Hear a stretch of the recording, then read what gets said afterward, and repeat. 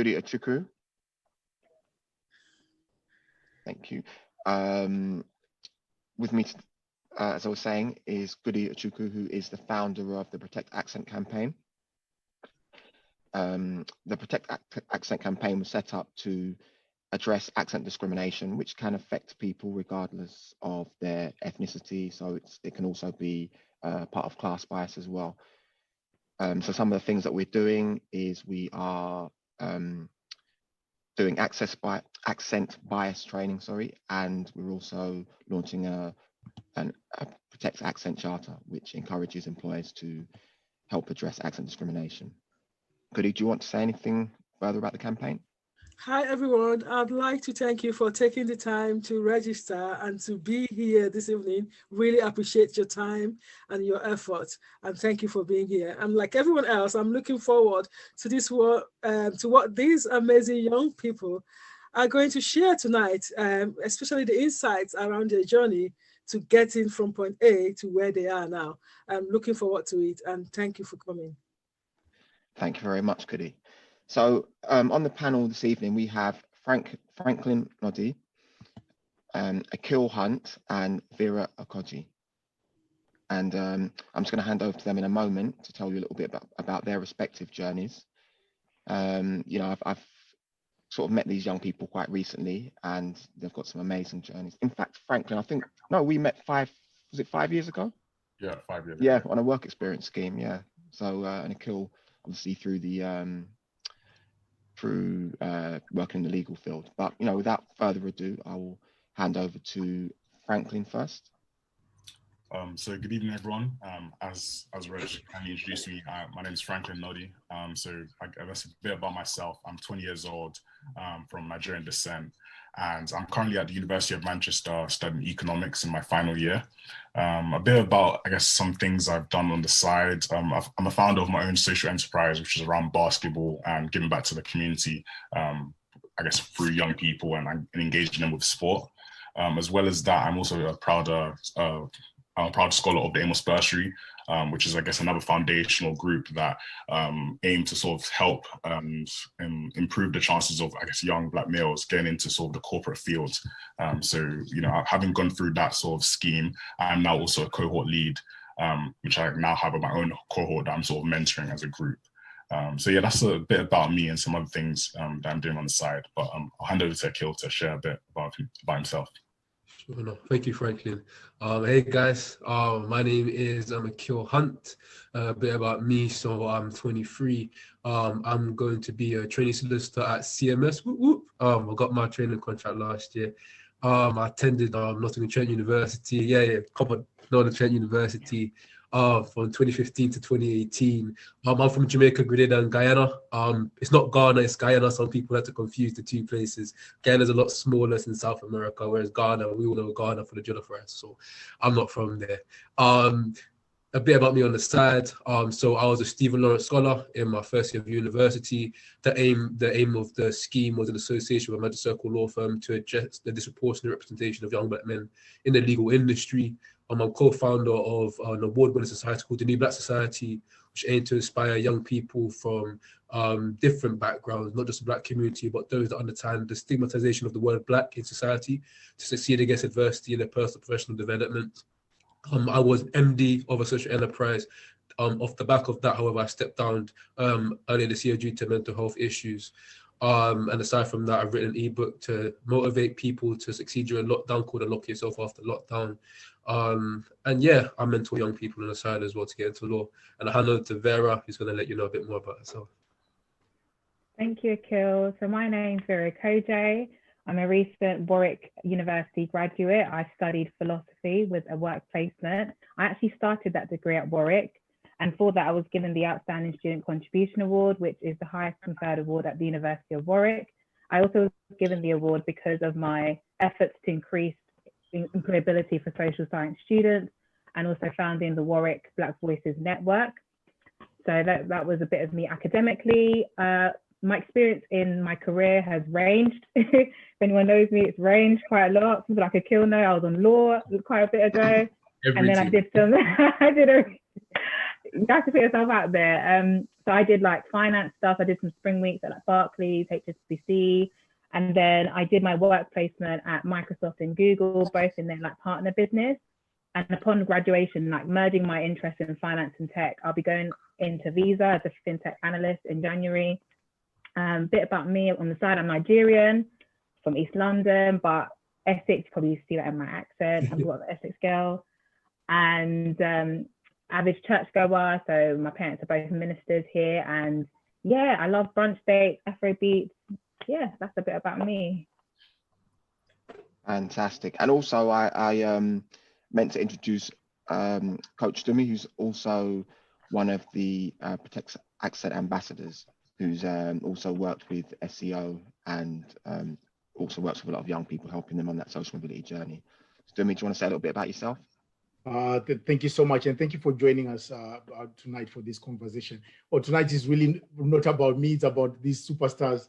These young people are sharing their journeys. But briefly about me, as Ray just said, I have a bit of a social mobility story myself. I, in a sense, turned my life around from being stuck in menial labor and turned that around to winding up at Oxford University and winding up working with an amazing charity called SEO London, Sponsors for Educational Opportunity London, where we help young people to break into elite industries and top firms. And so I've been shared the journey with amazing people like Vera here. So yeah, and so to be part of Protect Accent is also amazing with my background from Zimbabwe, and working in the diversity and inclusion space.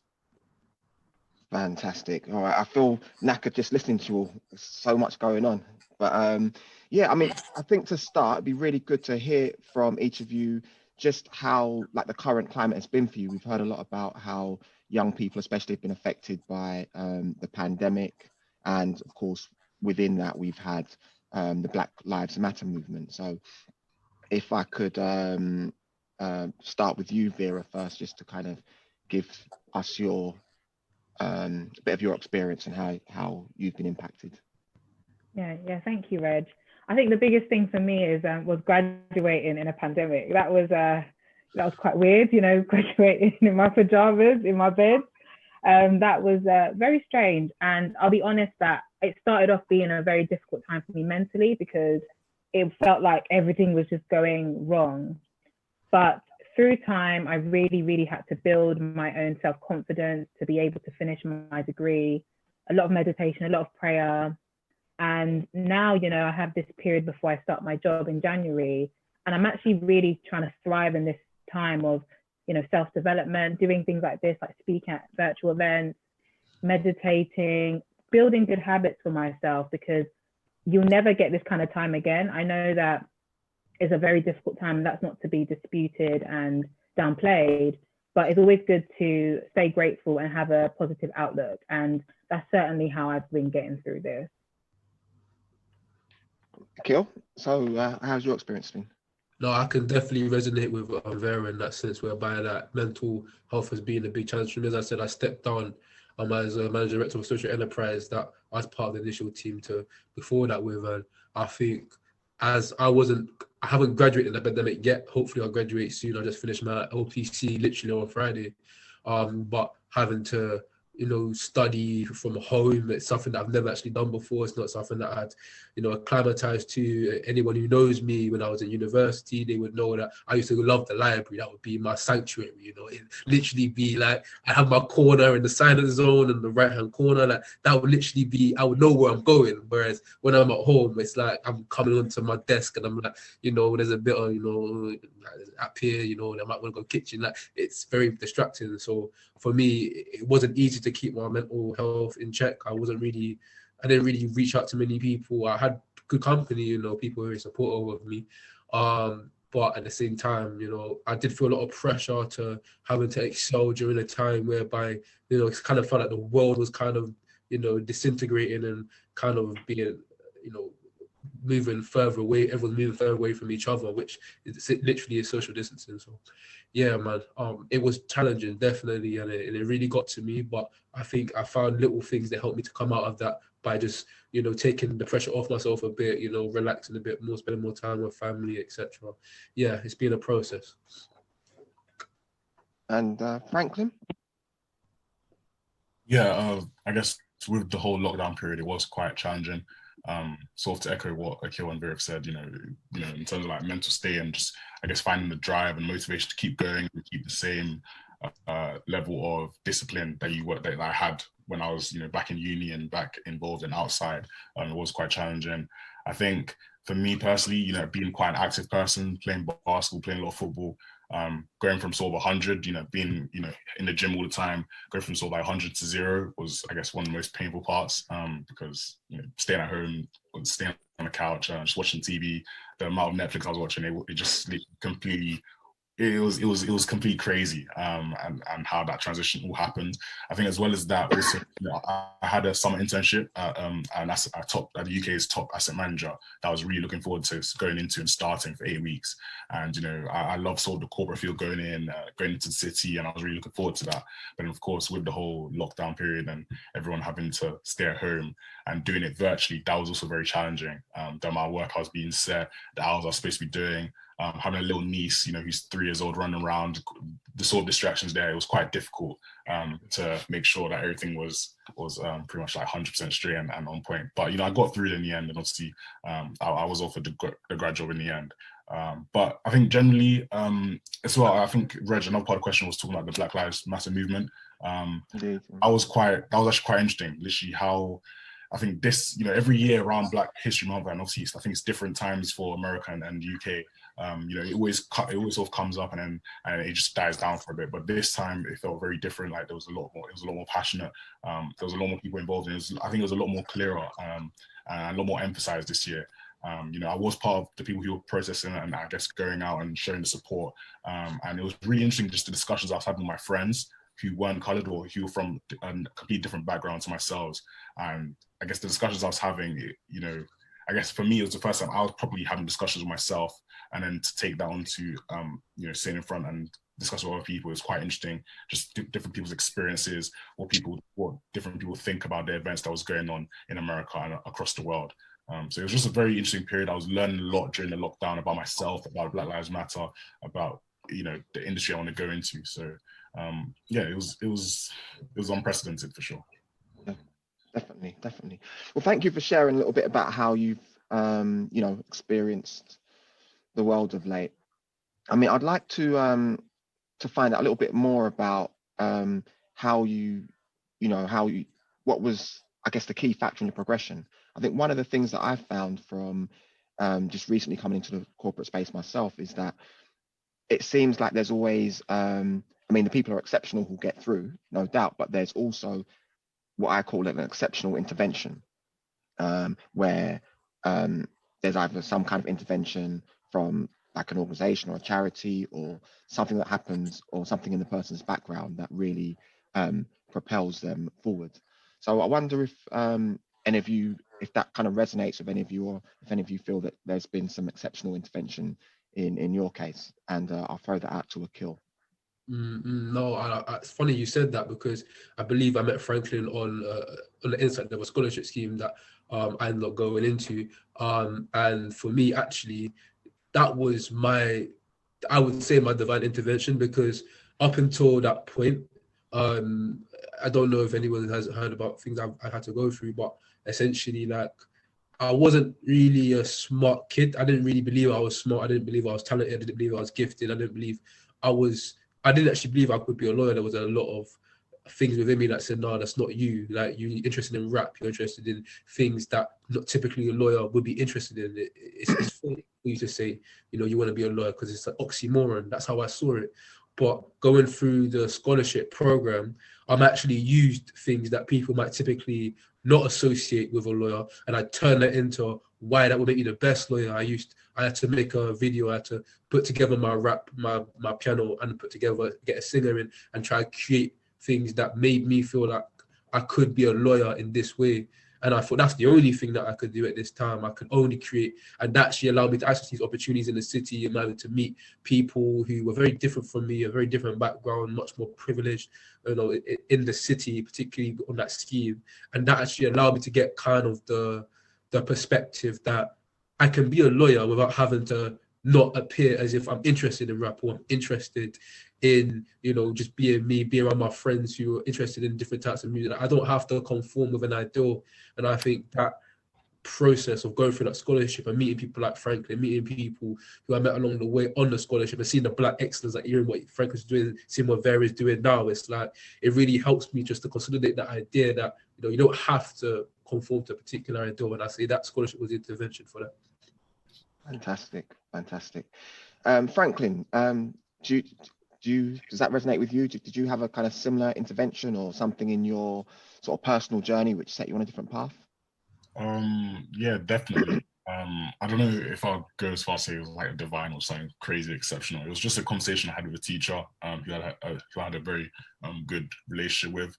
And I think the word teacher, I guess it can also sort of equal like mentor as well, like during secondary school, because up until like year 10, year 11, I was dead set on I want to be a professional basketball player. That was literally what I wanted to do. I loved basketball. To this day, I still love basketball. But it was a case where he sort of saw potential in me that I could do a lot more, not necessarily a lot more, but perhaps, I could focus or channel my energy in something else that I might be able to get the same sort of excitement and the same sort of have the same sort of passion for. So it was just a conversation I simply had with him. And of course, like literally making it professional in any sport, you have to have that real conversation and you have to be very real with yourself. And I think it was a case where he perhaps saw that like I maybe got too excited and perhaps I was chasing something that might not work out, and he was saving me from that disappointment. And it was something that literally now reflecting on, I'm very happy I had that conversation with him, because the excitement and passion I have for basketball is on the same level that I have for going into asset management and learn about the industry and learn about the markets as a whole.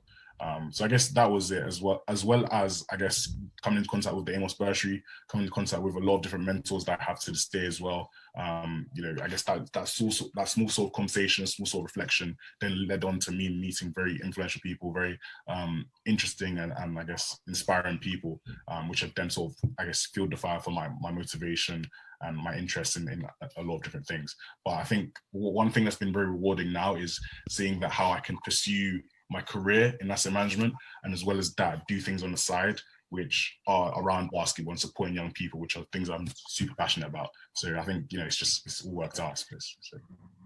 Fantastic. And Vera, I know you've got quite an interesting story as well. Yeah, I guess for me, I was brought up in Germany. So me coming to the UK, there was a lot of expectation for me to make it in a way, whatever that meant. In fact, for Nigerian parents, as being a doctor or a lawyer.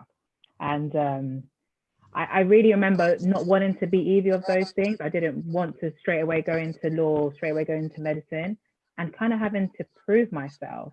So that's why I built my CV by doing things like DOV, different challenges. And then I think for me, it was when I met SEO in university, the likes of Dumi. Dumi can recall probably the first time when I came to the office and I met with him, and I was like meeting everyone, like Andrew and Chang, who are all amazing people who encouraged me and said, you know what, you've actually got something, and if you keep going at it, you can go for whatever you want. And that's what I did. I went for everything. It's like there's one year where I did like 6 internships. I did 4 springs, a placement, and an internship at Google. And on top of that, I was running my lash business.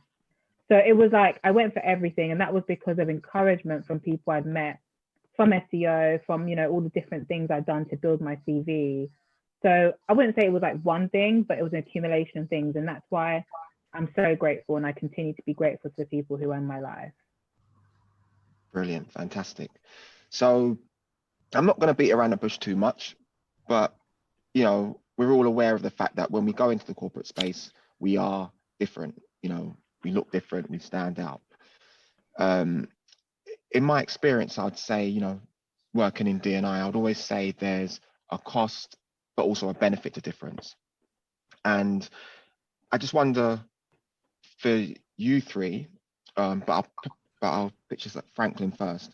If you could tell me a little bit about what you feel maybe the costs of being different is and what the benefits are, and indeed how you mitigate the costs of being different, or how you adapt. Thanks, Rich. That's actually a very interesting question. I guess with some of the benefits, I suppose, would be, I guess, the obvious ones, having a different perspective and being able to bring different ideas. Growing up in East London as well, in Hackney, I guess like right next to Central, just seeing a lot, I guess it's a big contrast. From where I live, you cross the road and you're literally like Liverpool Street, and you're in the big city, and then you come back over to, I guess, my size, and then it's it's very different. It's a lot of council flats, and I guess the crime rate is literally it's crazy in the way that it goes from 0 to 100. So having been able to use the skills to learn and navigate through, I guess, East London, and then being able to bring that to conversations and being able to bring those experiences to the table and use that to an advantage, I think that would definitely be a benefit. As well as that, I think the way that being different, you can now bring an element of two-way learning. So you can learn about the other people on the other side of the table, and they can learn a bit more about you. And I guess being able to appreciate those differences as well, just in the way that it can make the atmosphere a bit more cohesive, and having that sort of level of understanding. I think that's invaluable in a workplace, being able to recognize differences, being able to understand and I guess work to each other's strengths. But then on the flip side of that, in terms of, I guess, some of the costs of it, I think maybe going straight into the industry, or going straight into, I guess, the conversation, something that I felt is that I automatically stand out, and it's easier for me to stand out for, I guess, good reasons and bad reasons. So everything's just sort of, everything's sort of exemplified, I guess, or everything just magnified, on a scale of times 10 or times 5. So you just want to make sure, and you want to be, I guess, very scrupulous with your behavior and the things you say, so that it's not taken out of context, or so that people don't get the wrong end of the stick of what you're doing and what you're trying to achieve. As well as that, I would say it's also quite hard to shake some underlying stereotypes. So walking into these offices and walking into these places, from just, a glance at looking at you, and you're not looking like the rest of them, they automatically make some assumptions. And, from the moment you introduce yourself, shake their hand, they've already judged you. And it can be quite hard it's almost like an uphill battle, trying to prove that you belong, trying to prove that you got here on the same grounds that they did, and you deserve to be in these conversations, in these rooms, and in these spaces as much as they do. And I guess lastly, from one thing I noted down, that especially something that I felt perhaps when I was going through my internship this summer, is just automatically feeling like an underdog. That you have like something, or you have 10 more things more than the average person to prove.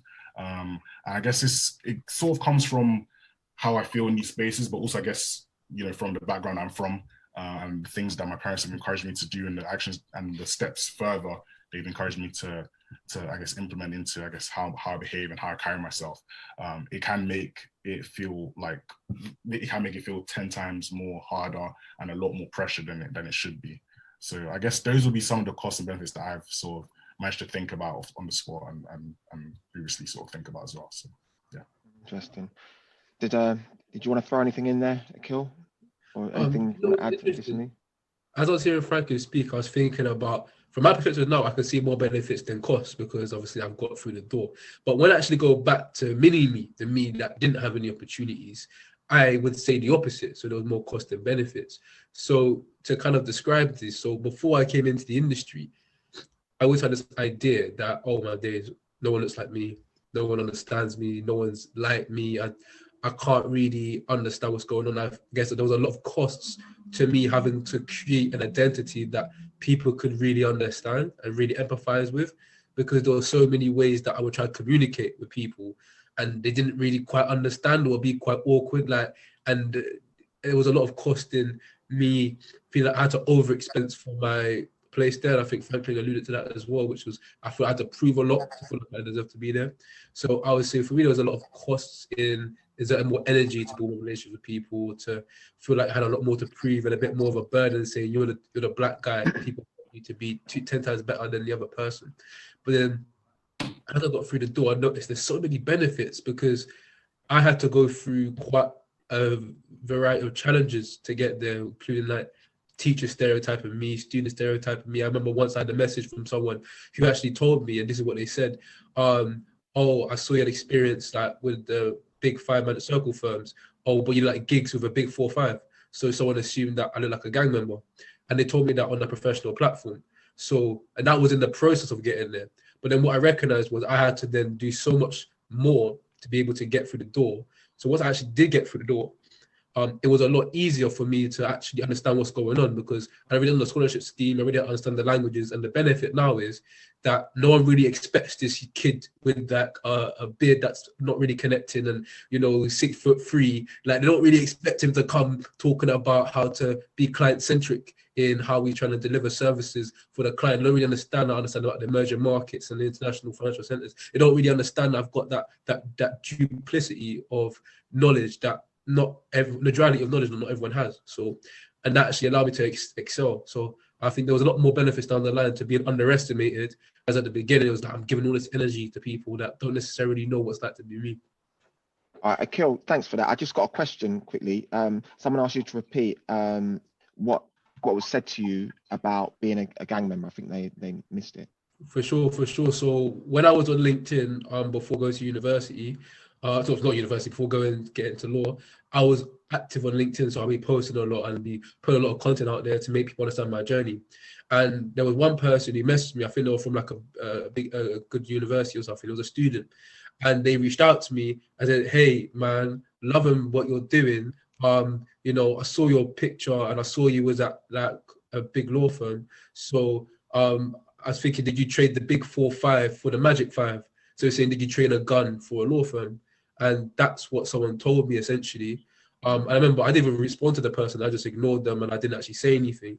But to this day, I still remember that comment because I understand that's also people might view me. They might see me as a person who they can't really identify with, or they don't really understand the duality of my experience. And that leads to them stereotyping me as the back of that. But actually it means I can go to a law firm now and be in the top 10% of all people in what we're doing because I know what I'm talking about because I didn't get here from not understanding what I'm doing. Actually, I understand it more than the average person who's applying because I had to get rejected multiple times to get there. So yeah, that's the experience. Fantastic. All right, so Vera, do you have anything you wanted to add? Yeah, I'd just add that it's just to be very specific, I think the biggest cost is the kind of emotional and mental kind of traumas that Black professionals have to go through. I just have to put it out there. I think there are incidents and microaggressions that I never knew until I got into the working place, especially on my placement. I'd say for the first time, I felt Black when I started my internships. I didn't really know I was Black. And that was very difficult because you then started to feel like, were you meant to be there? And there's a lot of kind of, the battle was in your own mind more than just with other people. And it was not very overt. So I think that's the biggest cost. But on that same point, it then makes you a stronger person mentally. I believe that you as a person is rooted by your mindset. Everything I believe is to do with the mindset. And when I was doing my placement, I read a book by Carol Dweck called Mindset. And she talks about people become better because they become better at going through challenges and failures. Embrace failure, be comfortable with the uncomfortable. And that was what made me feel like, you know what, I am so powerful because I'm going to take all of these mental challenges and difficulties I'm facing as a Black woman and make me a monster. I'm going to be amazing. Like I'm going to be so good that they have to love what I'm doing. And they did. I got a promotion within 3 months of me doing my own like self-development on my mindset. And I continue every day to look for ways to make myself better. So I think in a way, taking the struggle, taking the pain, taking the turmoil and flipping it to make it something beautiful, make yourself a better person is how I've overcome it. Fantastic. Thank you, Vera. I'm going to come back to you actually for the next question, but just to mention that another one of our Protect Accent ambassadors has joined, Charlene. So hi to Charlene, all the way from Ghana. Charlene's Hi everyone. Charlene's background is in recruitment, and So she brings all that experience to the Protect Accent team. But coming back to you, Vera, and this one specifically for you, this question, I just wanted to ask you what you feel the social mobility challenge, or how the social mobility challenge is different for Black women in contrast to Black men. Yeah, it's a really good question. I'd say that we are the most marginalized group in social history. So it's an intersection of both racism and sexism that we're having to face. So we're the ones, I guess, struggled the most. And that's something that I've had to kind of, like I say, see for myself, but also overcome. There's things such as, like, you know, the gender pay gap, but there's also the racial pay gap that we both have to navigate in as Black women. And some statistics that I looked up to is like 4% of women in the US C-suite are Black. 4%, only 4%. In a Harvard Business Review study, most Black women felt that they had to meet an unexceptional amount of high standard in compared to their counterparts. And the final one I saw as well was that 64% of Black women in the US feel like there's too many obstacles to even think about getting a promotion. So once again, you can see a lot of the issues are mental. There's a lot of mental issues that Black women have to overcome. And I think there's three key areas. I'd say the first one is appearance. So I think everyone here has at least seen or understood that Black women hair is a very politically charged issue and it's highly discussed. I know that that's something that can definitely play on a Black woman's confidence in the workplace, and as well as their ability to maybe excel, feel like they could excel. The other thing is the leadership position. So as I said in my statistic, there's more Black men than Black women in leadership positions. So even when we do get that Black representation, it's not on a female side, it's on a male side. So once again, it's that respect as leaders in our field. The third one I'd say is the inner confidence. So because of these issues, we've not seen people like you in leadership, issues around your appearance being always brought up and politically charged. There's this real diminish of inner confidence that women, and specifically Black women, have to go through and overcome. And even though these are all issues, I've definitely made some notes on like some solutions that myself and speaking to other Black women have had to do and are doing to become better and better in this. The first thing is to educate ourselves. There's so many books out there, especially on the Black women experience, that are emerging. One of the biggest ones is Slaying Your Lane, which is the Black Women Bible, and also Loud Black Girls, also by the same authors who also came from Warwick. There's also this idea that just because we're Black women doesn't mean that we can't be leaders. We must trailblaze.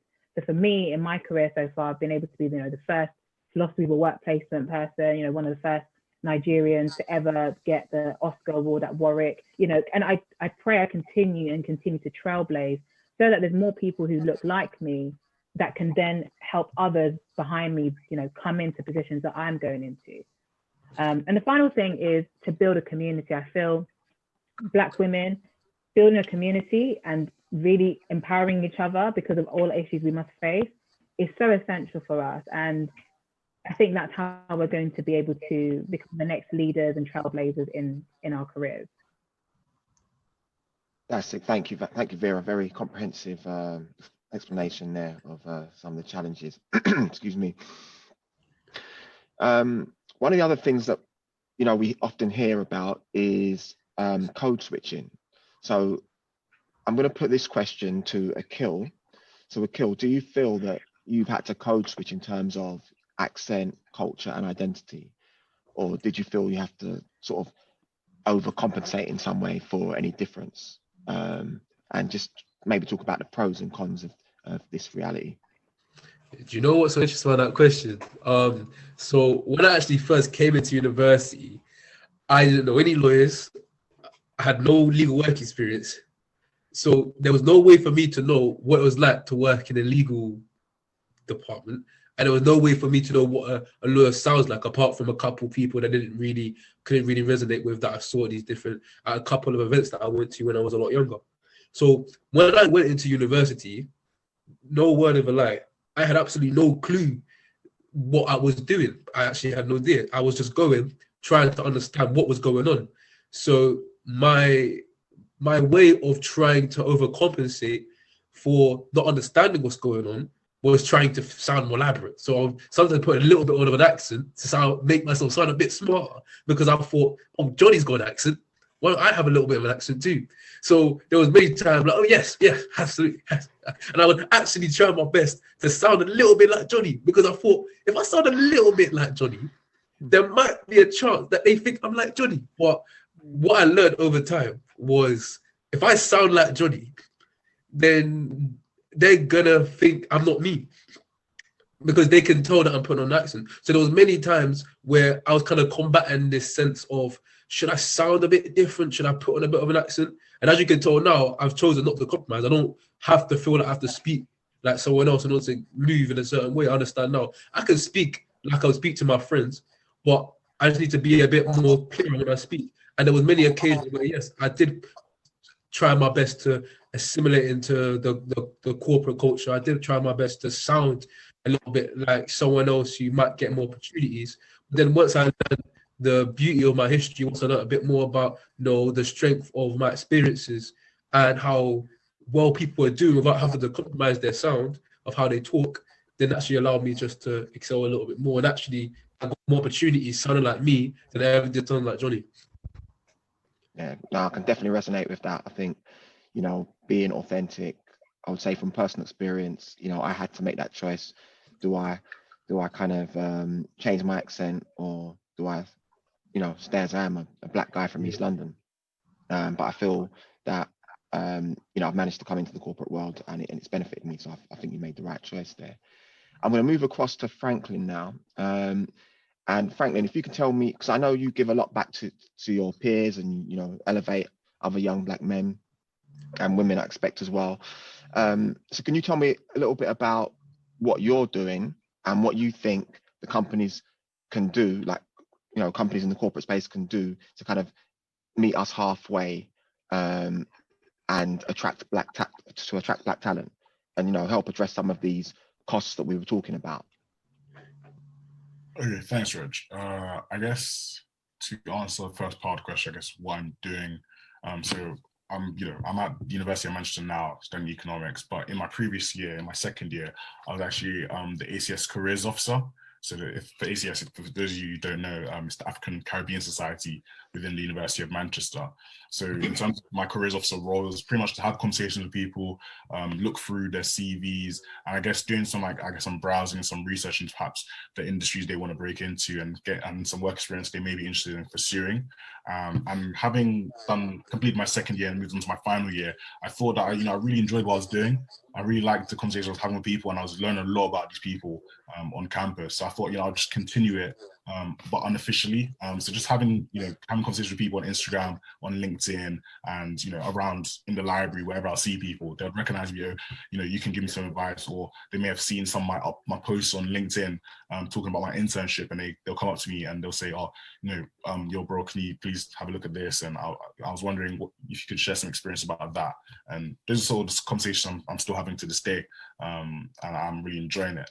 I guess it was to touch on, what I've mentioned before with the Amos Bursary, just being an amazing scholarship scheme for those who have obviously been who are scholars, but also those who didn't make it on the scholarship and are called associates. So me being a cohort lead for the 2020 group, I think that means they're now in year 12 or year 13. So now I'm just sort of like mentoring, I guess, a group of 12 to 15 boys.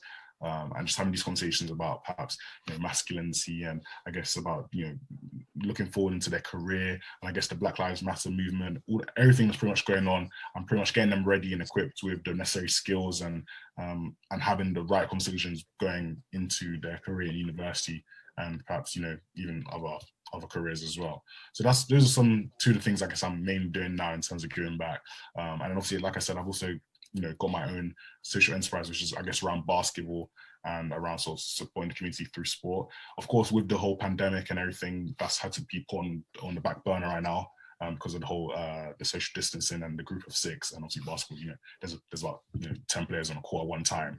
But what I'm doing instead is I'm trying to do sort of one-to-one personal coaching with basketball skills. Just having over 10 years experience playing the sport, like playing at different levels, playing under loads of different coaches. I thought there's a lot I can give back on a one-to-one level, whether that's personal training via Zoom or socially distancing myself in a park and doing drills and helping people improve their skills through basketball there. So those are, I guess, two sides of the coin in terms of something more serious and something that's a bit more to do with my passion. And then I guess to answer the second part of your question, it was something I was having to think about today, actually, while I was at uni, and I got a bit of notes jotted down. So I guess one of the first things I said about how companies can attract more Black talent, I suppose, would be, I think, just being able to see more people at the top that look like myself, having something to really aspire to, people to inspire us, and someone that could be like, I really want to be like this guy.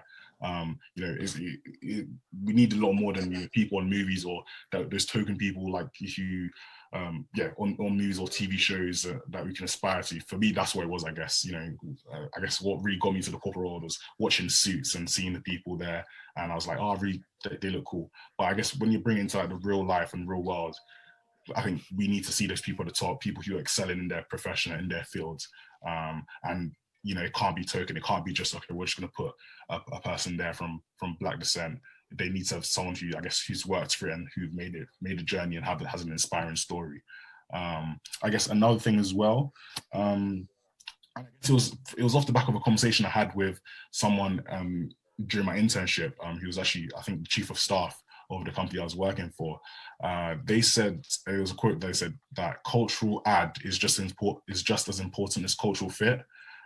So I think having that as sort of like a mantra, I guess having that as a phrase that, actually having that, I guess, embedded into the culture of the firm will be a lot more helpful and I guess a lot more welcoming for, I guess, people who of Black descent and people, I guess, Black talent that everyone's after, or that people are after, I suppose, because a lot of people may be scared about, I guess, their experiences and what they bring to the table and where they come from. But if they have that sense of feeling that what they can bring and what they can showcase will add and is just as important as fitting in, then I think they will easily attract more Black talent. And I guess, having that conversation and the lady saying that to me, that's one of the things that definitely helps me, quickly put the pen to the contract and I'd be happy to join the firm. And I guess one of the last things I was going to say was, I guess with a lot of companies now and a lot of firms, they have sort of BAME networks, or I guess, to talk about, I guess, my firm, they had like sort of a black professionals network within their firm. And one thing that I had, it wasn't official, but it was sort of an unofficial sort of mentor who noticed, there was, of 31 interns, there was only like, I guess, 2 people who, I guess, looks like myself. And they noticed that and they saw that, okay, right, let me quickly snatch up these boys and have a conversation with them and sort of welcome them and have a serious conversation with them, aside from everyone else. And that sort of, that added to my experience at the firm and made me feel a lot more comfortable. And I guess really, it's a bit hard to explain because there's certain conversations that you can have in front of everyone, but then also certain conversations that, perhaps you want to pull someone to the side and talk to them as a brother or as a mentor, and make them feel comfortable and really show them the ropes of, okay, this is how we're going to navigate this space. This is some of the things that you need to leave in the ends or so forth. And then this is this is some of the skills that you perhaps need to emphasize. So not necessarily making it a thing where, okay, these are the Black people in this firm, go speak to only Black people, but a case where perhaps the Black professional network are encouraged to go on and reach out to more people on campus, or interns or graduates, and just, I guess, make their presence known, because that's one thing that my firm did, and it definitely added to my experience and made me feel a lot more comfortable while interning. So yeah, those are the 3 points I thought of. Fantastic, thanks. Plenty there for, I'm sure people are taking notes there, so plenty for us to really chew on there. So Vera, be good to hear from you on what you feel that Black people in particular can do to really add value by being their authentic selves. I know a lot of us will try and suppress any difference that we have. So, what do you think we can do to kind of really emphasize the value in our difference, to demonstrate that to others?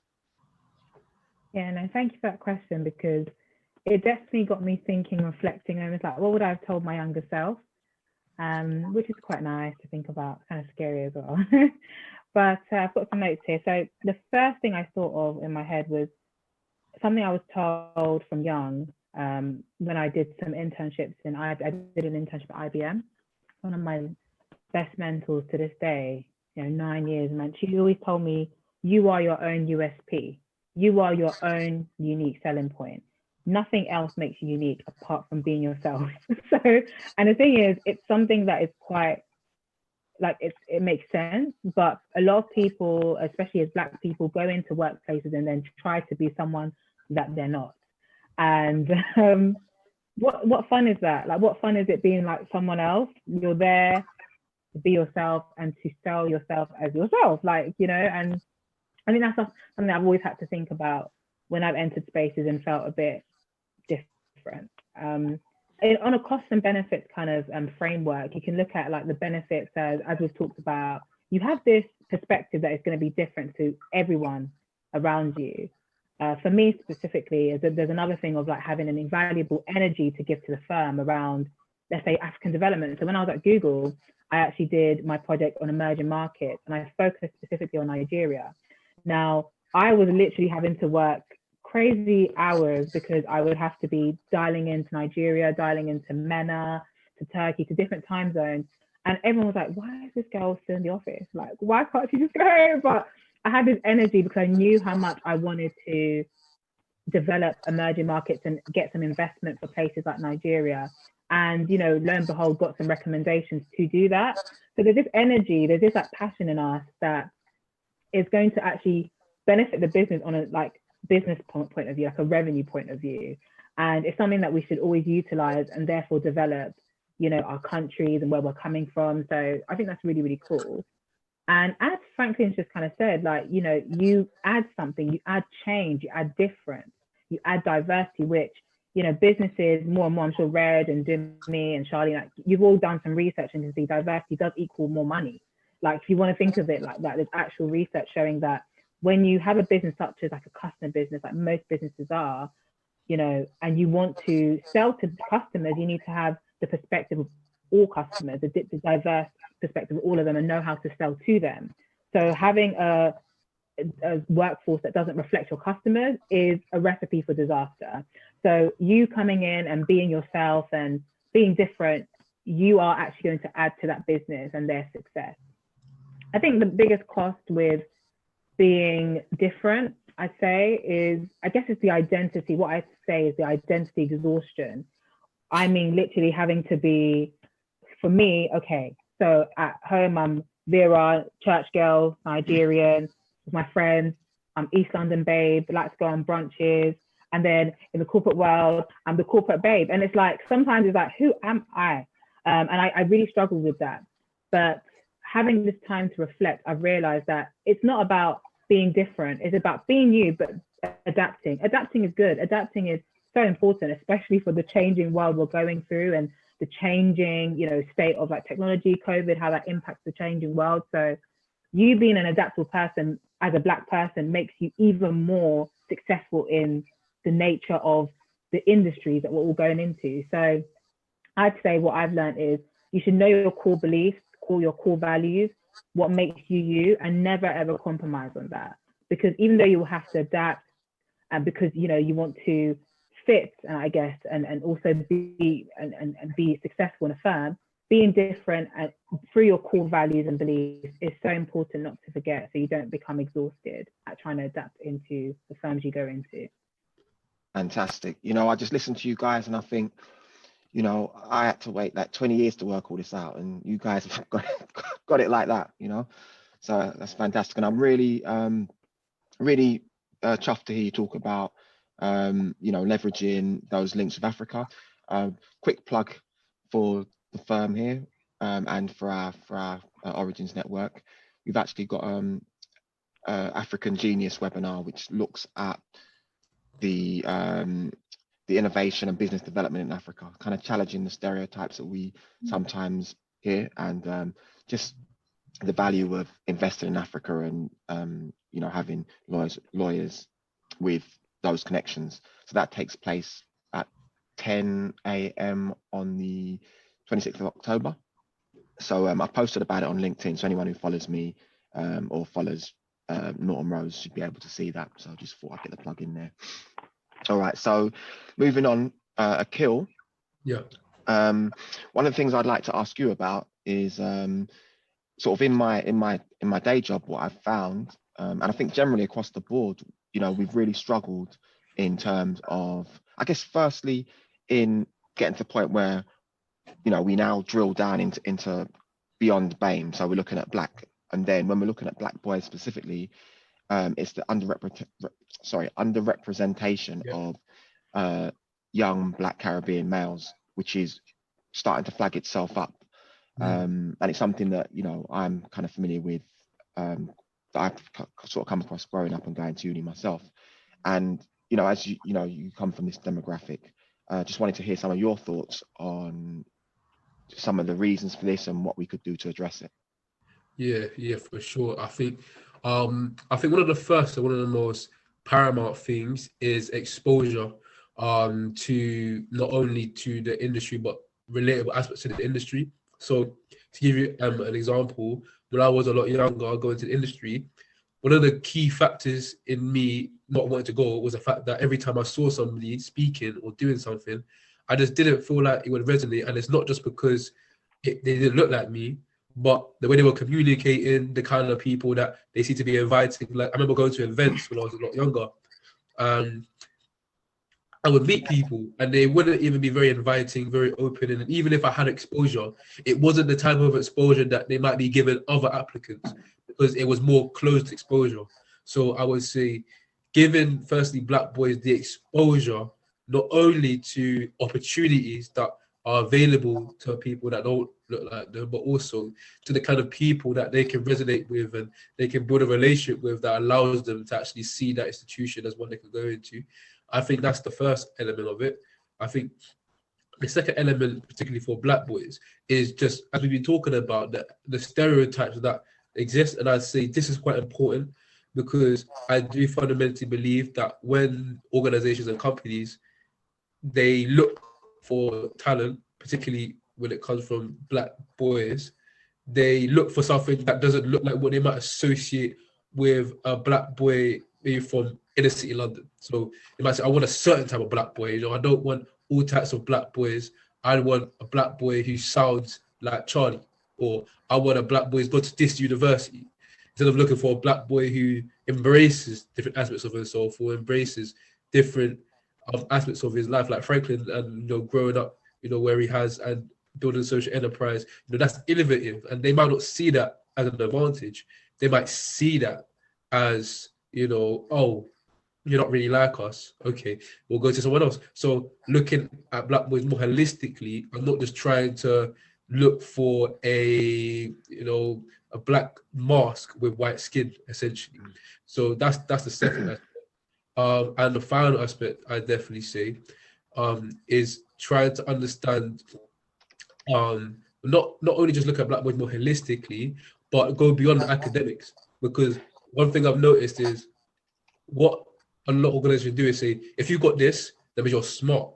But it doesn't really mean that, because you can have so many extenuating circumstances that allow you to get there. And I say extenuating circumstances that allow you to get there because you have so much more additional support and help you get on that journey that not everyone else can see that. And I do feel like... Sorry to stop you. Someone messaged in. I think they asked if there was anything specific around Caribbean boys.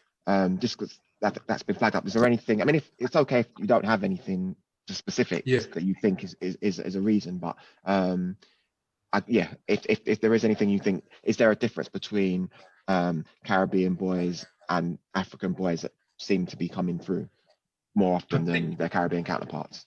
Yeah, I'm not an expert on that at all, but what I would say is, coming from a Caribbean background, I might have understood that slowly but surely there's a great representation of Black Caribbean boys into the industry, particularly the legal industry. I can't speak for other industries, but what I can understand is that in the earlier stages, when it comes to the counterparts who are looking for these kind of roles, I do understand that some Black boys from Caribbean descent deselect themselves out of the process. This might not be due to an employer and what they're doing and how they're you know, promoting their company, but it could be due to the fact that the pipeline to support young Black Caribbean boys maybe isn't that strong, maybe because we are less represented in a sense where Africa's a continent, the Caribbean is 7 islands. So it's a lot smaller demographic. So proportion-wise, it's a lot different to kind of compare them. So I understand from a size perspective that there's more talent that you can tap into from the continent of Africa than you can to the islands of the Caribbean.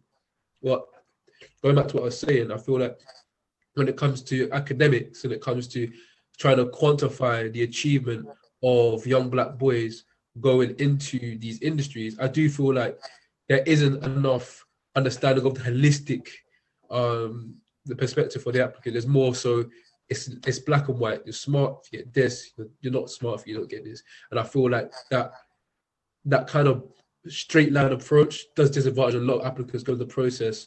I wouldn't just say specifically just for Black Caribbean boys, as I know it can transcend into other areas of the Black community as well. But that's what I'd say. Fantastic. Okay. All right. So at this point, I think we can throw some questions. We can throw it out to the audience. If anyone's got any questions they want me to ask, please do put them in the chat. Just on the last point, just from my own experience, I kind of grew up in a predominantly like Black Caribbean circle. I didn't grow up with many African boys, but one of the things that I did notice was that I think there was less faith in education amongst my Caribbean friends, and I think it's got to do with the different experiences. This is just my understanding of the situation. So Caribbean people came over here first, and when they came over here, they were varied. Some had like high qualifications, others had like a trade or something. But I think what they found when they came here was, regardless of what you had in terms of qualifications, you were expected to start at the bottom. So therefore, your qualification, your education didn't really deliver for you. So I think the next generation saw that as well. Kind of, what's the point? Whereas in Africa, the way that colonialism worked was that you could be elevated if you sort of assimilated and you got education. So people would come over here on scholarships and then go back and become prime ministers and so on of their country. So there was always that idea of, oh, education can deliver for us. And I think that some way, led to a situation where on one side, education wasn't seen as a way through. I don't know if anyone saw Desmond's recently, which is a sitcom based on a Caribbean family. They've showed reruns on Channel 4.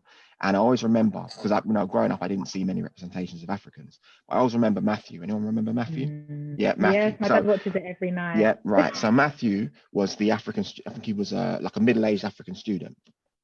And he was almost like a parody, or he was the butt of the joke, because he had invested all his life in education. So he was always studying, but it never seemed to deliver that social mobility. And that was a common feeling at that time. So, if you want to go and study and for what's it going to give you? Get a job, get a trade, go into music, maybe go into sports. That's where we see success. And I think, in my view, that's what kind of explains some of the, so on the African side, the push towards education, and maybe on the Caribbean side where it's maybe the educational route seems a bit like it's skeptical, but yeah. But yeah, so whilst I'm waiting for anyone to put any questions, I mean, we're coming up to the end now anyway, but I'll throw a question out to, say, Dumi. Now, you've been heavily involved in, the whole social mobility journey of young people. Is there anything that you can maybe identify, which is almost that sort of like that special formula, or what is it that, gets young Black people across the line? What is it that you've seen through working for SEO London that makes that difference? Thank you. It's the short answer is there's no special formula, right? But there's probably a longer answer, convoluted, and it's never ever straightforward. But I can only draw on my experience of working with I think probably thousands of young people, including Vera here. I remember clearly when the first time Vera came to to the office at SEO London. I actually walked you to, I think you were walking to this train station here, and I walked with you. And I think a key thing is about relationships. Earlier on you asked about this question about what companies need to be doing to attract Black talent. I think relationships is really, really important. If you look at African people and Caribbean people, their cultures are rooted in relationships anyway, And so this view of attraction sometimes tends to be superficial, where it's about, okay, we put together this program and we throw it out on our channels, on our website, on social media, and then we somehow attract people magically, and they come into a company and somehow they succeed. It just doesn't work like that. In the work that I've done, I've probably traveled to over 50 universities. Vera here will tell you, I spent time at Warwick University on weekends eating jollof rice at the ACS, and things like that. And you get to know people. You get to build people. These people, people like Vera and others have confidence to reach out to me anytime, and say, hey, can I pick your mind about this? Can we jump on a call? I want to, And I often find, actually, I spend more time not giving people an answer. Often people actually have the answer inside of them. So what I usually spend more time doing is holding up a mirror to people, saying to them, you've got greatness in you already. You may not yet see it at the moment, or you may not have the confidence to actually draw on it, but you actually absolutely have it. And often they look at you really surprised. But then as they are now rolling out on their journey, step by step, one foot, in front of the other, they are unlocking this amazing potential, and they are figuring it out themselves, And so I think in some ways, companies and people working in this space in DNI, we need to come from a perspective of one, building relationships, two, facilitating. Do not look at Black people as lacking, as wanting, as needing to be made better. They already have, a lot that they can contribute to your company, a lot that they can contribute to society. We need to be able to harness that. So in other words, it's companies that need to get better at harnessing that. It's not Black people that need to be better at performing, because a lot of people spend so much time, trying to justify their existence on this planet, right? And then they don't get to a place of performance because so much energy has been expended on just, trying to justify them to you that they ought to be on your corridors. Get them to a place where they can feel they belong, and then they'll perform. Fantastic. All right, thanks, Demi. That's really comprehensive. Charlene, I'm going to ask you a quick question in terms of recruitment.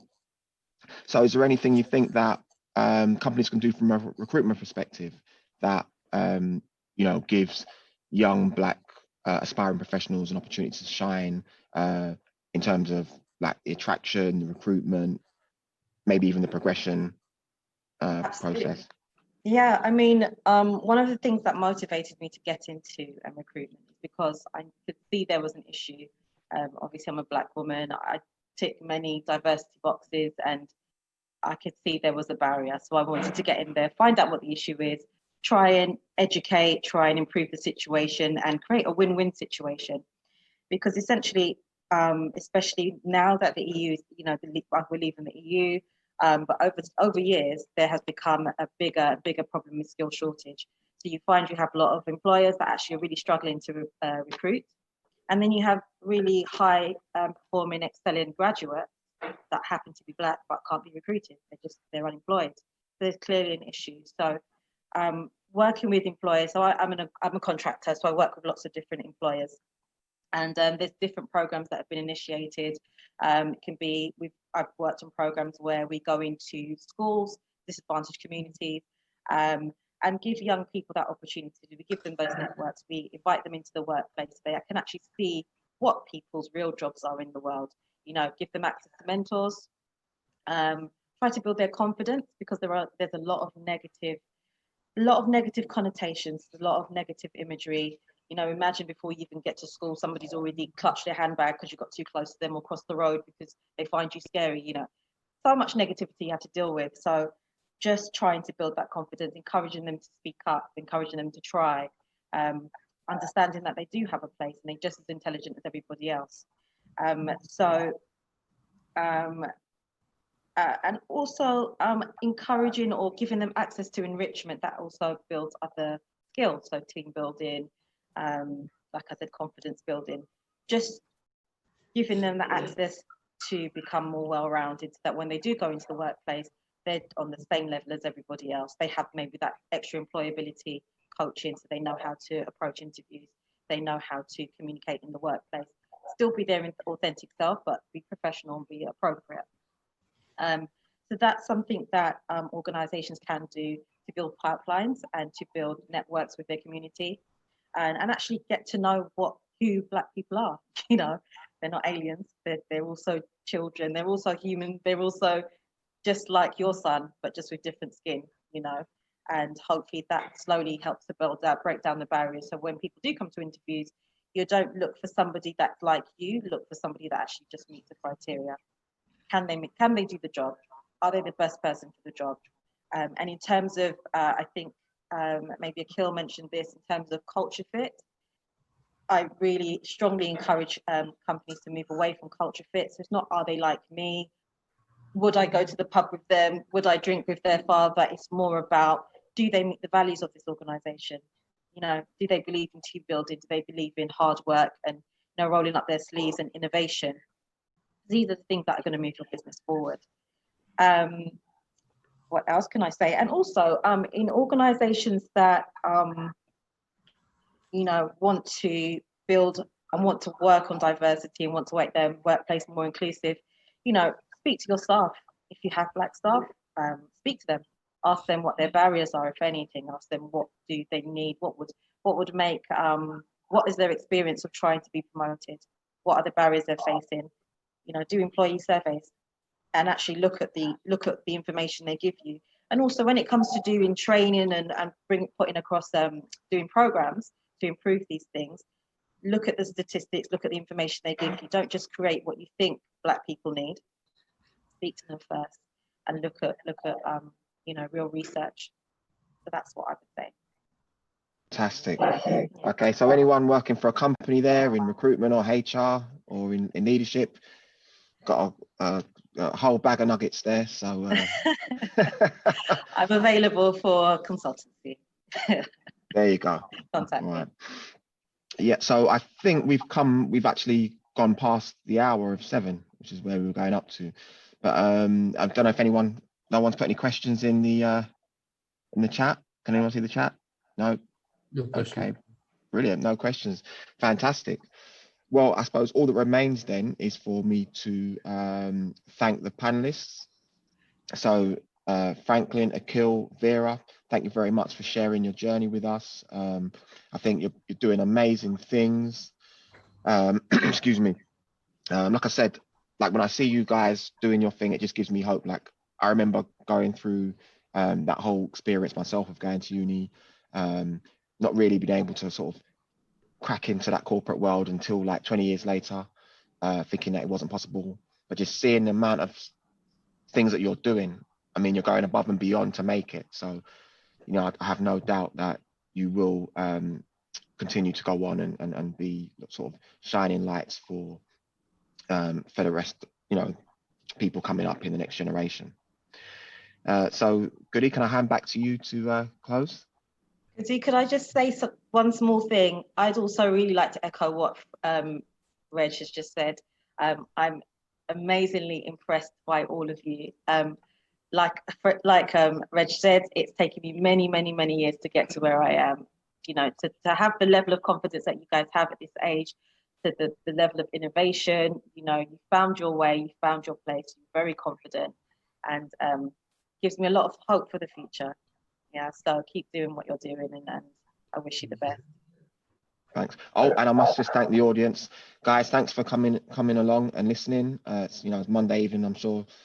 I don't know if EastEnders is on tonight. There's other things you could have been doing. Yeah, appreciate you you coming along to listen and to spend the evening with us.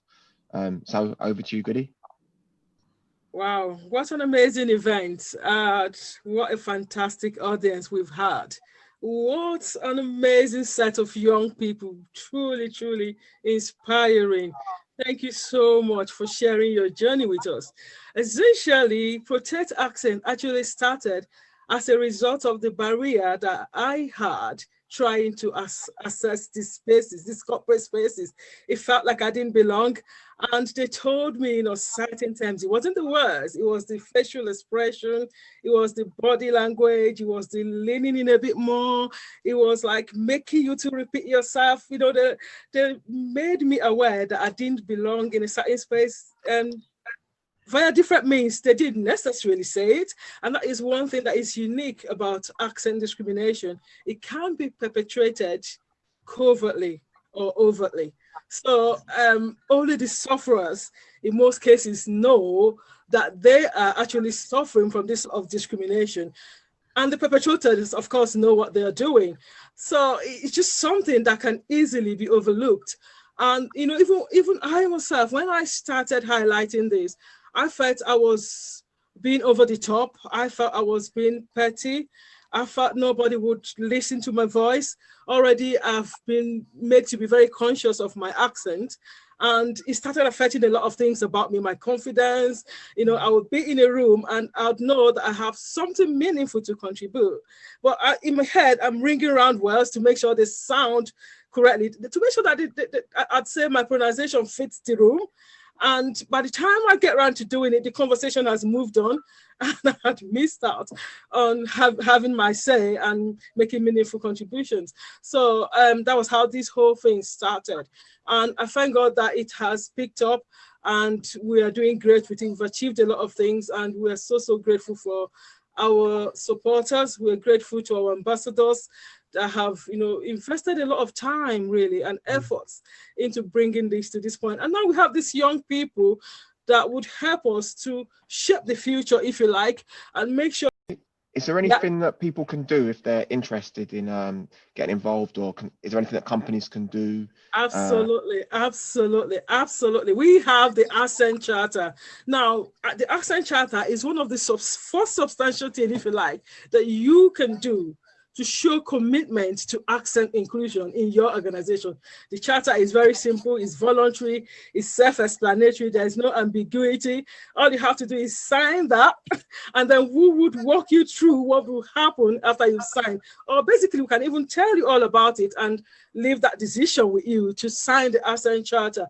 We need partnership as well. We need people to partner with us. We need those that will help us project our voices in spaces where we may not have access to, people that will really positively represent us. We need student ambassadors.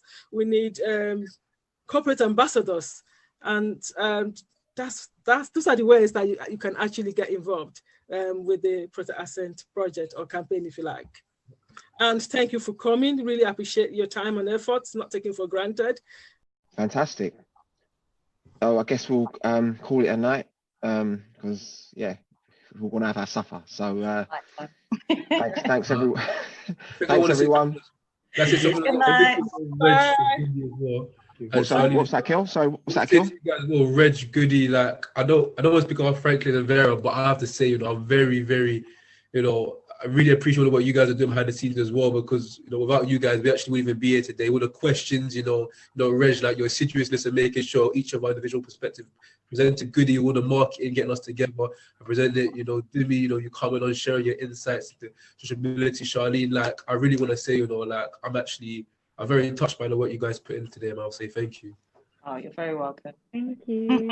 Thank you. Much appreciated. Thank you for being here as well, and thank you for all your efforts and energy and everything you've contributed to making this event very fruitful. Thank you very much. Thanks, guys. Good evening, everyone. Take care. Thank you. Thank you. Bye.